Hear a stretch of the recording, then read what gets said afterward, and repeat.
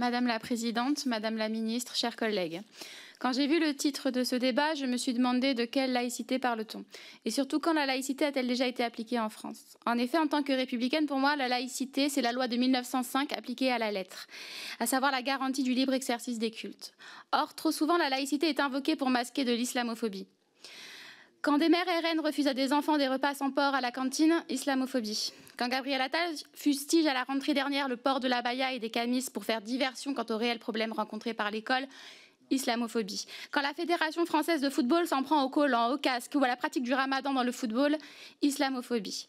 La notion de laïcité se trouve abîmée par tant d'instrumentalisation. La laïcité est censée permettre à tous les citoyens et citoyennes de trouver leur place dans l'espace public et non de stigmatiser une partie d'entre eux, à savoir nos concitoyens de confession musulmane. Je sais que dans une société fragilisée par le capitalisme, il est toujours bon de trouver des boucs émissaires. Le mythe du choc des civilisations permet de faire oublier qu'un petit nombre d'individus possèdent autant que des millions d'autres.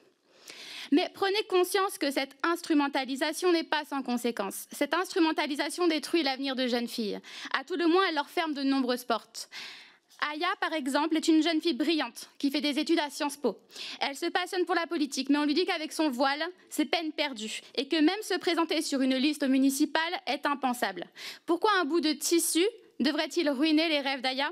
Et pendant ce temps, le réseau Parents Vigilants infiltre l'école, chapeauté par l'extrême droite.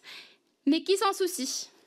Chers collègues, tant que vous resterez prisonniers de votre peur de l'étranger, de votre racisme primaire et de votre illusion d'une culture française qui n'a jamais existé, la laïcité ne sera qu'un synonyme de votre islamophobie.